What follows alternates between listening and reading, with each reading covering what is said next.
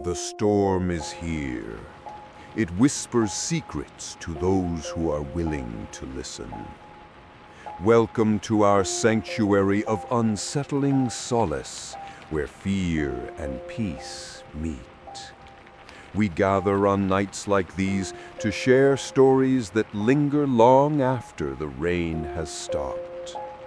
To join our circle and receive every new tale, press subscribe and summon the notification bell.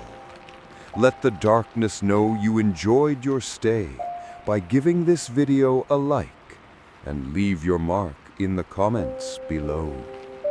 Now, listen closely.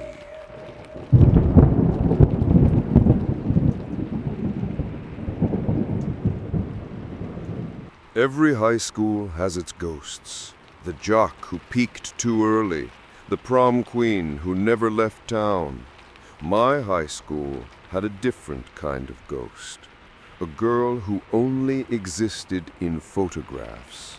A girl whose eyes were always blocked out. We tried to find out who she was. We should have just let her stay forgotten. My junior year, I made the profoundly nerdy decision to join the yearbook staff. Mostly, it was an easy credit and an excuse to be inside with the air conditioning. My first big assignment was to scan old photos from previous yearbooks for a 40 years of Northgate High nostalgia piece. It was as boring as it sounds.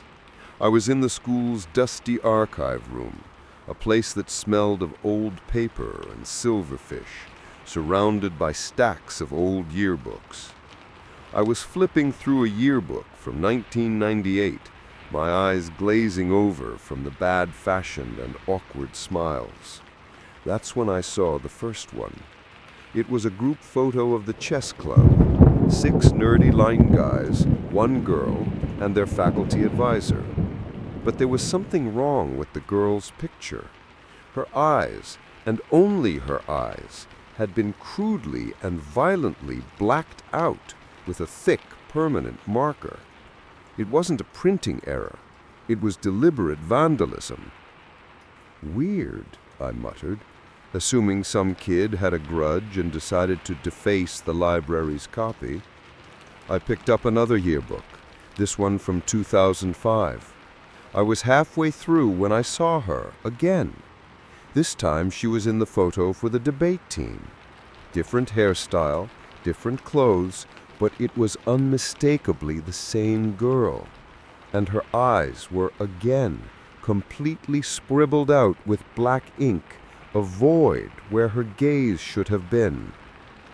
A cold, prickly feeling crawled up my spine. This was no longer a coincidence. I grabbed a yearbook from 1987. I found her in the photo for the Science Olympiad team. Then another from 2012 in the background of a candid shot of the prom committee. Always a different club, a different year, a different group of people. But always, always with those same black, empty voids where her eyes should have been. She never seemed to age. The girl from the 1987 photo looked exactly the same as the girl from 2012. I showed it to my friend Sarah, the yearbook's editor-in-chief. Together we spent the rest of the afternoon hunting through the archives. We found her in almost every yearbook, going all the way back to the 1970s. A silent, smiling ghost who had been a part of dozens of different school clubs. We checked the captions for each photo. We checked the student index at the back of each book. Her name was never listed. It was as if she didn't exist. She was a phantom, hiding in plain sight in the official published history of our school, and someone had made damn sure no one could ever truly identify her. The mystery of the girl with the blacked-out eyes became our obsession. We were two amateur detectives, convinced we had stumbled upon some great hidden secret of Northgate High. Our first logical step was to find an original, unmarked photograph. The yearbooks in the library had all been vandalized, but the yearbook office kept archives of all the original photo prints and negatives. We spent a whole weekend in the dusty, cluttered office, sifting through boxes of old, unorganized negatives. We found the negatives for the 1998 chess club, the 2005 debate team, but in every case, the single negative that would have contained her image was missing, carefully cut out of the strip, leaving a blank, empty space. Someone had not only marked out her image in the books, but they had also surgically removed the proof of her existence from the source. Our next step was to talk to someone who might remember. Mr. Harrison, a history teacher who was a living piece of the school's history himself. He had been teaching at Northgate since the Stone Age of the 1980s. If anyone knew something, it was him. We found him in his classroom after school. We showed him a copy of the 1987 Science Olympiad photo. He smiled, looking at the familiar faces of his old students. "Oh, I remember this team," he said fondly. "They almost went to state finals that year." "What about her?" Sarah asked, pointing to the girl with the blacked-out eyes. The moment he saw her, the warm, nostalgic smile vanished from Mr. Harrison's face. He went pale. He pushed the photo back across the desk towards us, his hand trembling slightly. "I can't help you," he said, his voice suddenly cold and distant. "But you recognize her, don't you?" I pressed. He just shook his head, refusing to look at the picture again. "Some things are best left forgotten," he said, his voice a low, serious whisper. "You kids need to drop this. Forget you ever saw her. It's for your own good." He wouldn't say another word. His terrified reaction was all the confirmation we needed. This wasn't just a prank or a mystery. This was a secret that the school itself was trying to keep buried. We decided to try a new approach, one that the school couldn't control. We looked up the other students from the 1998 chess club photo on social media. We found one of them, a man named David, who was now a software engineer in California. We sent him a polite message with a scan of the photo attached. "Hi, David. We're working on a history project for Northgate High. We were wondering if you remember the name of the girl in this photo with you." His reply came 3 hours later. It was short, frantic, and terrifying. "Where did you get this? Delete it. Forget about her. Never contact me again. You don't know what you're messing with." We had stirred the hornet's nest. The messages from David sent a chill of real fear through us. We decided, for our own sanity, to drop the investigation. We had our answer. Something bad had happened to this girl, and the school, and maybe the whole town, had covered it up. It was a sad, tragic story, but it wasn't our story. We put all our research, all the photocopies of the photos, into a box and shoved it into the back of a closet in the yearbook office. But just because we were done with the mystery didn't mean the mystery was done with us. Strange things started happening, always when we were at school after hours, working on the yearbook. We'd leave the office to get a soda, and when we came back, the photos we had laid out on a light table would be rearranged into a different order. We'd hear a soft, whispering sound from the attached darkroom, but when we'd open the door, it would be empty. The hauntings started to feel more personal, more direct. I was at my locker one afternoon, grabbing my books. I felt a sudden, intense pocket of cold air right next to me, and the distinct, prickling sensation of someone looking over my shoulder. I spun around.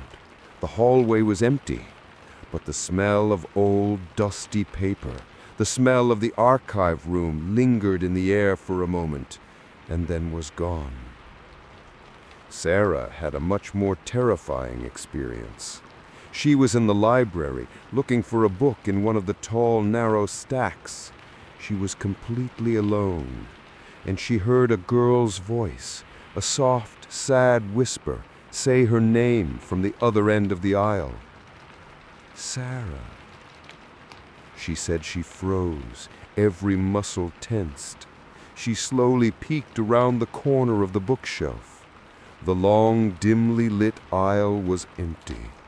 But lying on the floor, right in the middle of the aisle, was a single, old, forgotten yearbook. It was flipped open, and on the open page was a large, candid photo from a school dance. In the background, leaning against a wall, was the girl with the blacked-out eyes.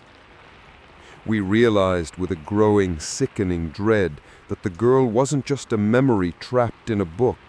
She was a presence, a ghost that still walked the halls of Northgate I. And now she knew we had been looking for her. The final event that made us realize we were in real danger happened on a Thursday night. We were the last two people in the school, working late to meet a deadline in the yearbook office. Suddenly, the lights in the room flickered and went out, plunging us into a near total darkness. I fumbled for my phone. The screen was black, dead. "My phone's dead too," Sarah whispered, her voice trembling. Both our phones, fully charged just moments before, were completely dead. And from the pitch-black dark room connected to our office, we heard a sound, a slow, methodical, dry, scraping sound. Scritch, scratch, scritch, scratch. It was the sound of a black permanent marker scribbling on a piece of photo paper. We sat there in the oppressive darkness, paralyzed, listening to that horrible, scratching sound from the dark room. It went on for what felt like an eternity, a slow, deliberate act of creation, or maybe of destruction. Then it stopped, and a moment later, the lights in the office flickered back on. We looked at each other, our faces pale in the sudden harsh fluorescent light. My phone buzzed to life in my hand. We both knew we had to see what was in the dark room. We had to see what she had left for us. I slowly, cautiously pushed open the dark room door. The single red safe light was glowing, casting a hellish crimson light over the room. It was empty, but on the central developing table, in a tray of chemical stop bath, was a single, freshly printed 8x10 photograph, still dripping. It was a picture of us, of me and Sarah, working at our desks in the yearbook office. It was a picture that had been taken just moments ago, from the darkest corner of the room, while we had been unaware. We were both looking down at our work, looking tired and normal. But we weren't alone in the picture. Standing right behind us, a friendly hand on each of our shoulders, was a third person. A smiling teenage girl with a stylish, modern haircut. It was her, the girl from the yearbooks, and she was looking directly at the camera. But her eyes, in the fresh, wet photograph, her eyes had been violently, completely, and freshly scribbled out with a thick, black, permanent marker, the ink still glistening under the red light. We didn't scream. We didn't speak. We just turned and ran. We left the photo, the office, the entire school behind us, and we never looked back. The next day, we both quit the yearbook staff.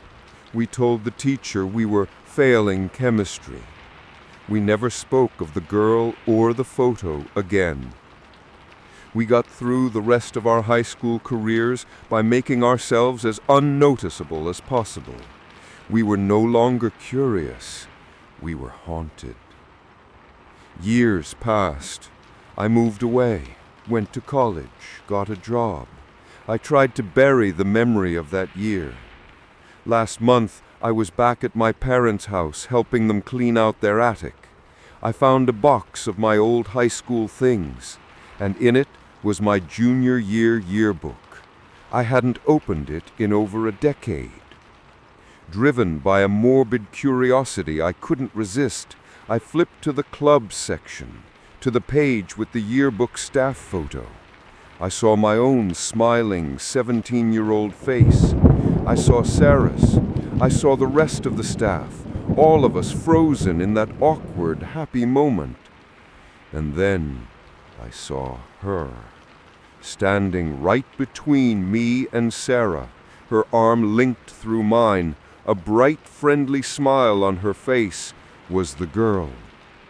But in this photo, my own personal copy, her eyes weren't blacked out. They were clear, blue, and visible. It was her. And underneath the photo, the caption listed all our names. I read the name printed next to her smiling face, and the blood drained from mine. The name was Allison Ward, a girl who had been in our class, a quiet, nice girl who tragically and inexplicably had vanished without a trace halfway through our senior year, a girl whose disappearance was never solved.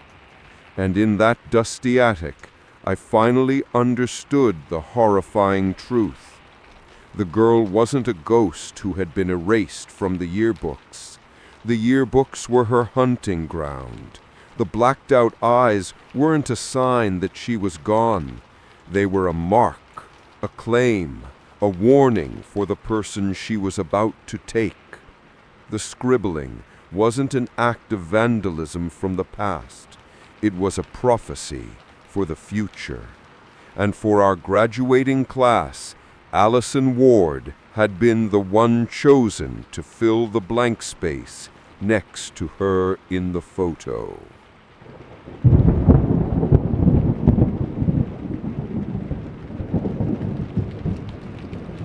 Every kid at my high school knew the legend of the old pool under the gym.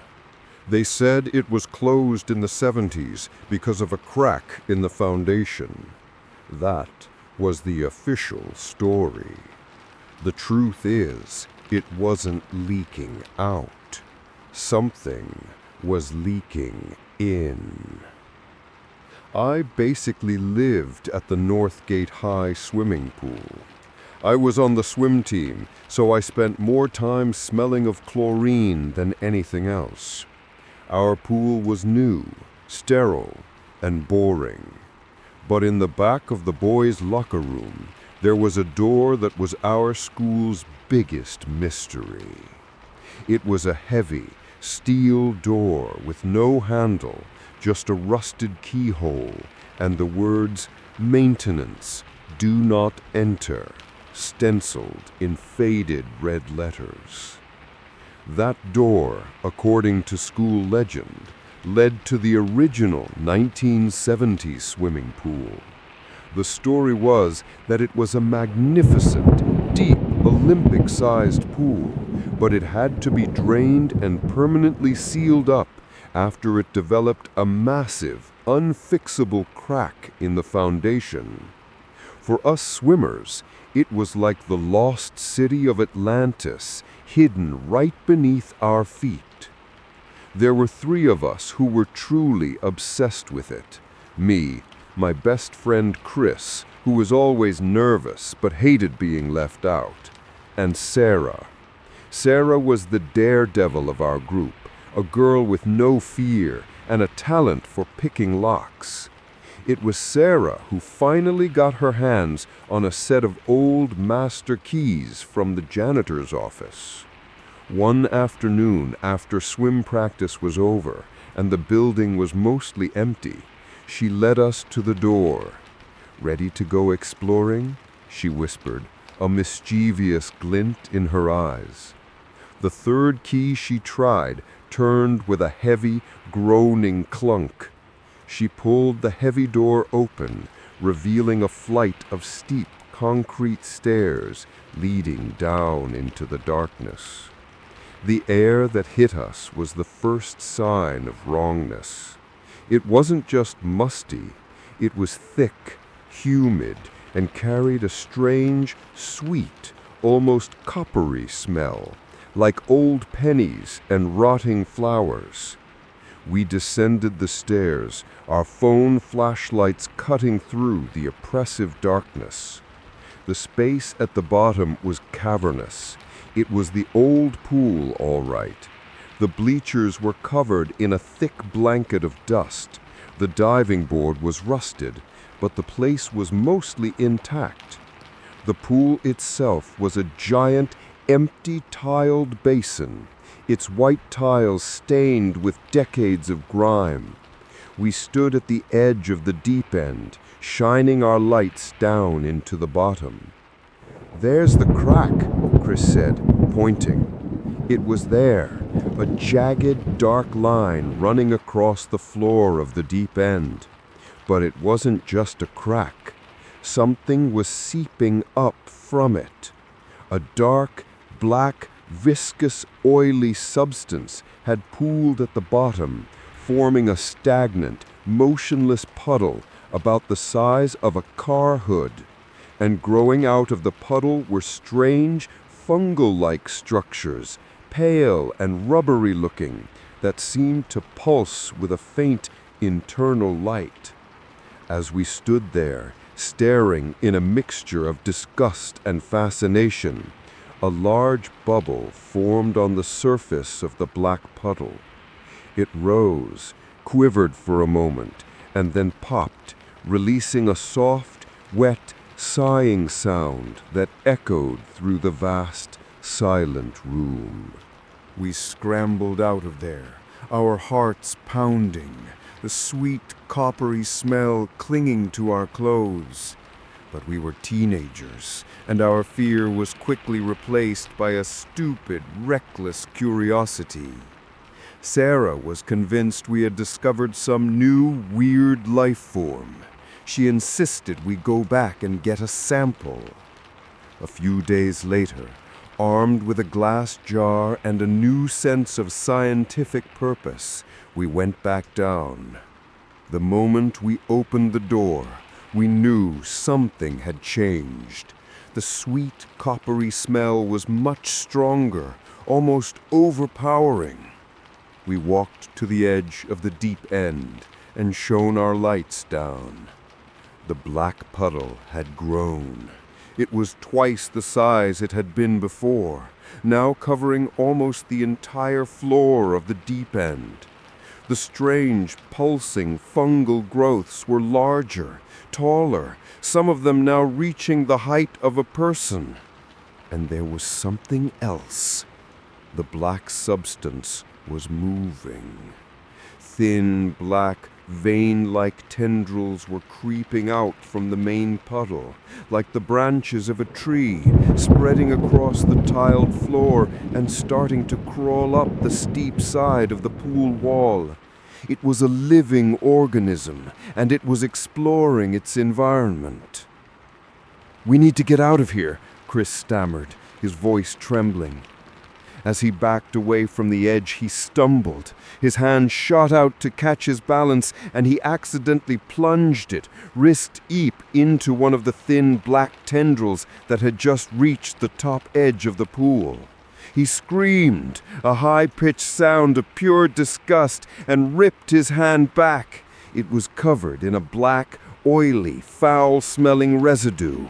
"Get it off! Get it off!" he cried, frantically trying to wipe it on his jeans, but it just smeared, staining his skin and his clothes. We ran, pulling a now hysterical Chris with us, and didn't stop until we were back in the bright, clean, safe world of our own locker room. That night, Chris got sick. A raging fever. He was delirious.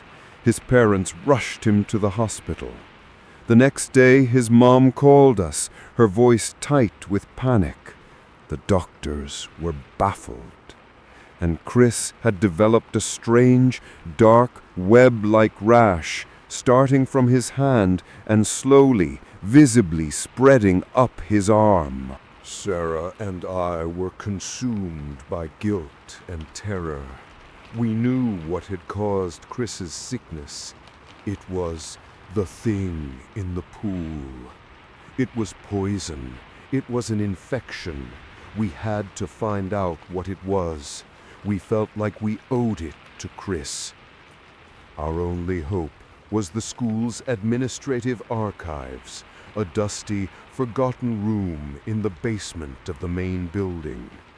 We snuck in during a free period, telling the librarian we were working on a history project. We started digging through old, brittle files, looking for anything related to the gym's construction in the 1970s. We found it, a thick file labeled Notorium Geological Survey, Enclosure, 1978. It was filled with blueprints, survey maps, and a series in increasingly panicked official letters. The school hadn't been built on unstable ground. It had been built on something far stranger. The Geological Survey had discovered that our school was built on top of a massive, unmapped network of deep, water-filled limestone caverns. During the pool's excavation, the construction crew had accidentally drilled into a previously unknown, sealed-off cavern deep beneath the earth. The leak wasn't the pool's water leaking out. It was a strange, black, mineral-rich and biologically active substance that had been dormant for millennia, leaking in. The final report in the file, from a university biologist who had been called in to consult, was the most terrifying thing I had ever read. The organism is of an unknown, non-terrestrial classification. It appears to be a colonial, chemosynthetic organism that behaves like a sentient mold. It is drawn to heat and bioelectrical signatures. In the presence of a living host, it becomes aggressively parasitic. It is hungry. My official recommendation is the immediate and permanent quarantine of the site. Seal it with concrete and never, ever open that door again. The school board hadn't listened. To avoid a panic, to avoid a costly and complicated decontamination, they had just quietly drained the pool, locked the door, and created the story about a simple crack in the foundation. As we were reading this, my phone rang. It was Chris's mom, her voice hysterical. "He's gone," she cried. "The doctors don't know where he is. He had a terrible fever, and he just got up, walked out of his hospital room, and disappeared." Sarah and I looked at each other, our faces pale with a shared, horrifying certainty. We knew exactly where he had gone. He wasn't just sick, he was being called home. We raced to the school, a desperate, foolish hope that we could somehow get to Chris before it was too late. We ran to the door to the old pool. It was slightly ajar. A thin, black, oily tendril was wrapped around the handle. From inside, we could hear a strange, low, rhythmic pulsing sound, like a giant, slow heartbeat. We pushed the door open and looked down the stairs. The sight was a scene from a nightmare. The black substance now covered almost everything.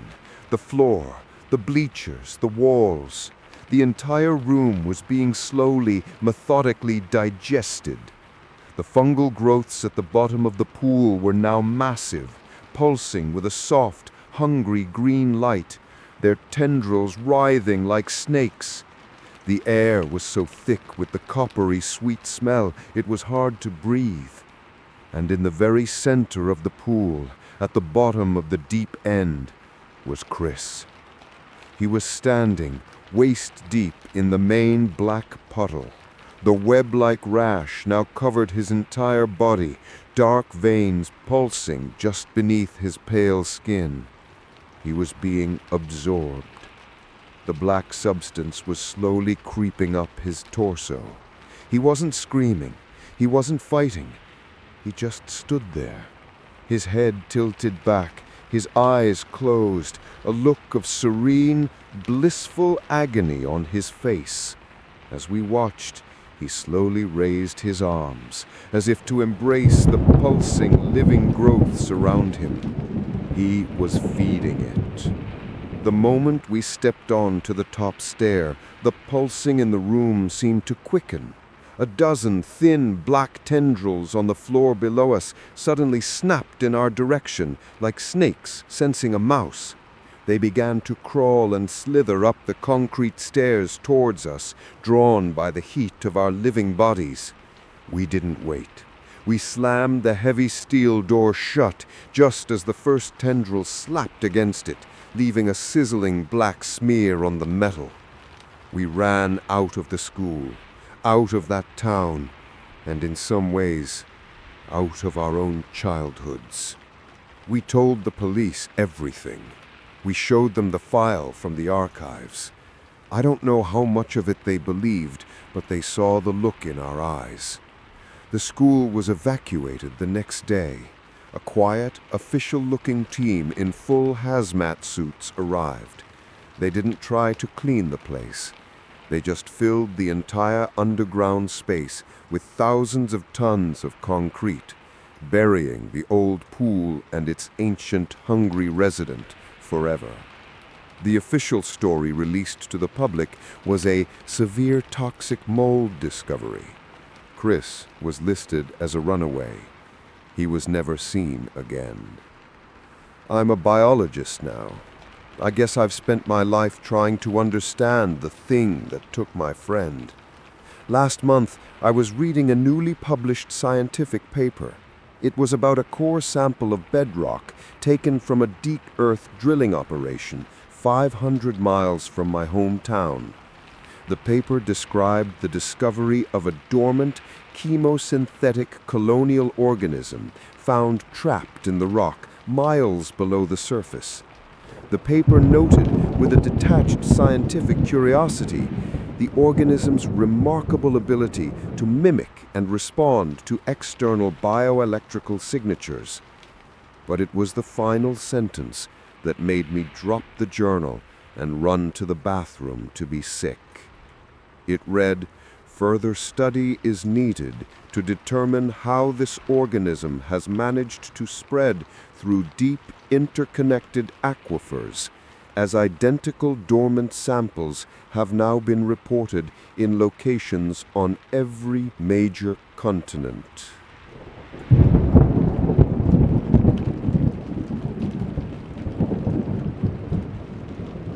In every high school theater department, there's a dusty prop closet full of forgotten things. In ours, there was a play that was never meant to be performed. We found it my sophomore year. We thought it was just a creepy, old script.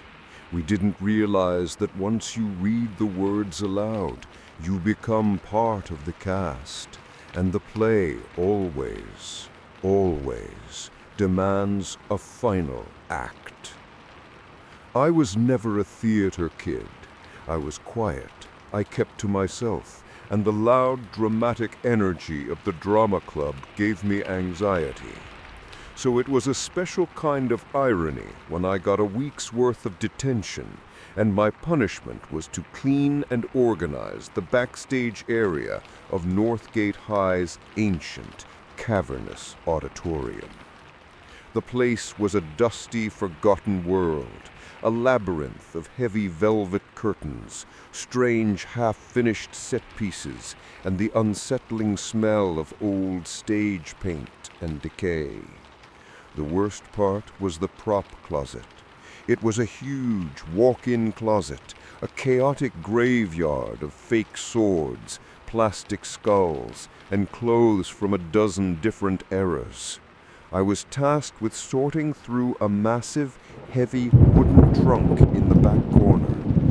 As I dug through layers of moth-eaten hats and fake jewelry, my fingers hit something hard and flat at the bottom. I pulled it out. It was a book, hand-bound in dark, cracked leather. There was no author listed, just a title embossed in faded gold leaf. The Drowned King. It wasn't a published book. It was a play, the script typed out on an old-fashioned typewriter. I was intrigued. I took it to the drama teacher, Mr. Abernathy, a man who had been at the school since the dawn of time. The moment he saw the book, the color drained from his face. He snatched it from my hands. "Where did you find this?" he asked, his voice a low, urgent whisper. I told him. He just shook his head, a look of genuine fear in his eyes. He told me the story. The play was written in the 1970s by a student named Julian, a brilliant but deeply troubled boy. Julian became obsessed with his own creation, claiming the characters were speaking to him, telling him how the story should end. He vanished a week before the school was set to perform it. They never found him. The play, unfinished, was deemed cursed, a piece of bad luck that was to be locked away and forgotten. "You will not read this, Chloe," Mr. Abernathy said, locking the script in his desk drawer. "You will not speak of it. It is a sad, dead thing. Let it rest." Of course, that was the one thing that guaranteed I would do the opposite. That night, I snuck back into the school and picked the cheap lock on his desk. I took the play. I sat in the center of the vast, empty, silent auditorium, under the single dim glow of the ghost light on the stage, and I began to read. It was a strange, beautiful, and deeply sorrowful tragedy about a king who was betrayed by his court and drowned in a frozen lake. The language was hypnotic, but it was incomplete.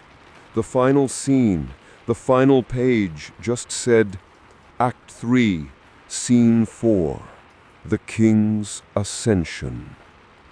As I read those final words, I heard a sound that cut through the perfect silence of the theater.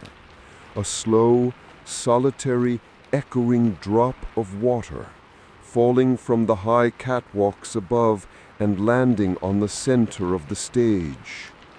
Drip, drip, drip. I became obsessed with the play. The story was so tragic, the language so beautiful. It felt important, like a lost masterpiece. Against my better judgment, I showed it to my small circle of friends who were all passionate theater kids, Ben, Liam, and a girl named Fiona. They were just as captivated as I was. "We have to read it," Fiona said, her eyes shining. "On the stage, just to hear how it sounds. So we started a secret club. Every day after school, we would sneak onto the main stage of the empty auditorium and read The Drowned King aloud, each of us taking on different roles. And that's when things started to get weird. It was subtle at first. The people reading the lines started to change. Liam, who was reading the part of the traitorous, scheming knight, became more arrogant and cruel in his real-life conversations. Fiona, who was reading the part of the grieving queen, grew quiet and melancholy, sometimes bursting into tears for no reason. It was like the personalities from the script were bleeding into my friends, infecting them. The theater itself started to change too. The stage floor was always damp now, no matter how dry the weather was. The air backstage took on a constant, faint smell of cold, wet earth and lake water. And we started finding props that weren't from the school's inventory. One day, a heavy, tarnished silver goblet, exactly as described in the play, was sitting on the prop table. Another day, we found a crown, intricately woven from real gnarled driftwood. The world of the play was manifesting itself in our world. The most terrifying change was in their speech. They started quoting the play, but they didn't know they were doing it. We'd be having a normal conversation about homework, and Ben, who was reading the part of the king, would suddenly get a distant, glassy look in his eyes and say in a booming, regal voice, "Silence! A kingdom does not run on the chatter of fools." Then he'd blink and look confused, with no memory of what he had just said. The script was leaking. The story was telling itself, using my friends as its mouthpieces. I was terrified. I was the only one who seemed to be outside of the play's influence, maybe because I had just read it silently at first. I was the observer, the audience. I told my friends we had to stop. I told them the play was dangerous, that it was doing something to them. They looked at me with a shared cold pity. "You just don't understand, Chloe," Fiona said, her voice full of a sorrow that wasn't her own. "The performance is the only thing that matters. The king must have his ending." They were no longer my friends. They were the cast. I tried to get Mr. Abernathy to help, but he had called in sick. I saw him leaving the school one afternoon, and he looked like he had aged 20 years. He just looked at me with terrified eyes and shook his head, as if to say, "I warned you." He never came back. I was on my own. I started avoiding the theater, avoiding my own friends. But one night, I got a text from Ben. "We're starting. The stage is set. You are invited." I knew I shouldn't go, but I had to see. I had to know what would happen. I snuck into the back of the dark, empty auditorium, and on the stage, under the single stark glow of the ghost light, they were performing. They were dressed in makeshift costumes, sewn from old curtains and props. They were moving with a strange, hypnotic grace, reciting the beautiful, terrible lines of the drowned king to an audience of empty seats. I watched, frozen in horror, as they performed the entire play. Their acting was brilliant, passionate, perfect. They weren't just reciting lines, they were these tragic, doomed characters. I watched them betray their king. I watched them drag him to his fate. They reached the final written lines of the play. The play stopped. The actors stood motionless on the damp stage, their bodies arranged in a tragic tableau. Then, as one, they all turned their heads, their faces illuminated in the stark white light, and they looked directly at me, a single girl hidden in the shadows of the back row. The boy playing the king looked at me, and for a moment I saw my friend Ben's eyes, full of terror and tears. "Chloe," he whispered, his own voice finally breaking through. "It's not finished. It's not over. It needs the last scene." Then his eyes glazed over again, and in the king's booming, resonant voice, he declared, "Bring forth the offering. The audience must pay for the king's ascension." I finally understood the horrifying truth. The play wasn't just an unfinished story. It was an unfinished ritual, and the final missing scene, the king's ascension, required a new ingredient, a sacrifice. The audience. Me.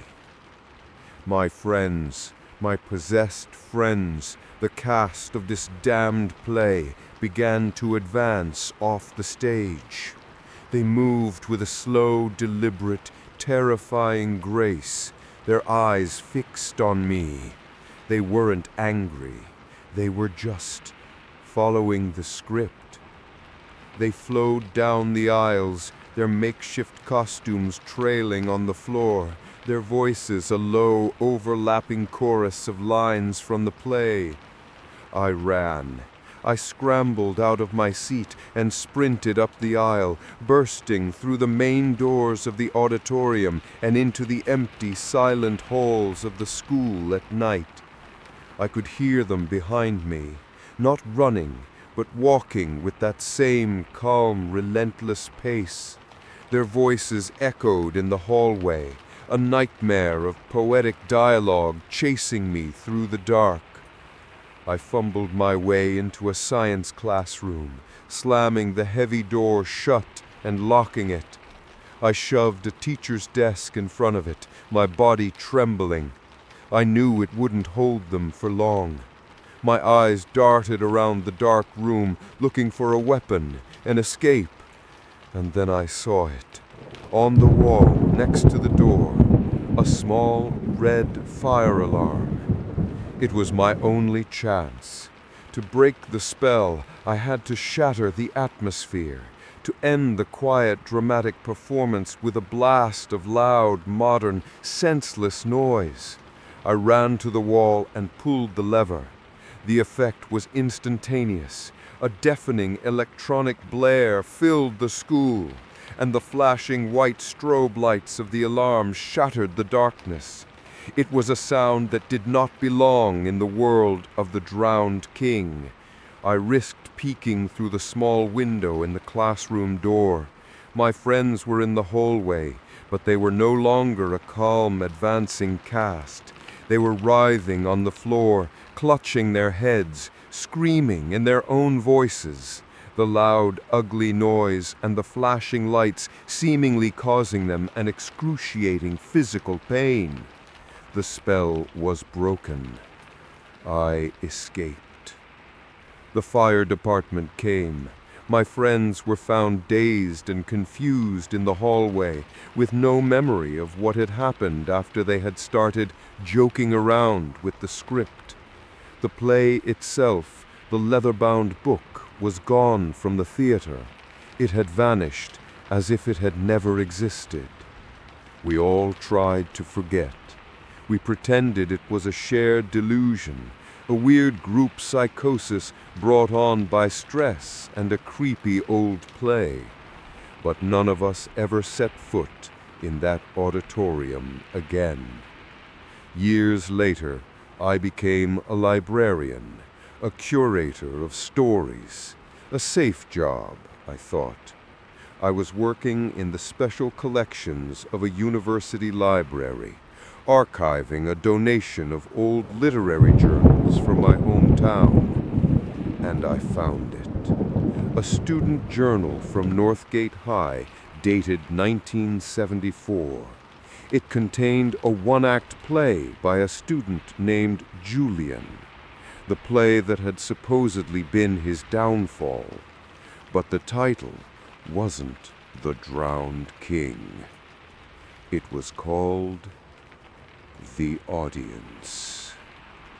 It was a short, strange, terrifying play about a group of actors who slowly realize they are trapped in a performance and that the only way to ever be free is to somehow pull the one person watching them, the audience, onto the stage to take their place.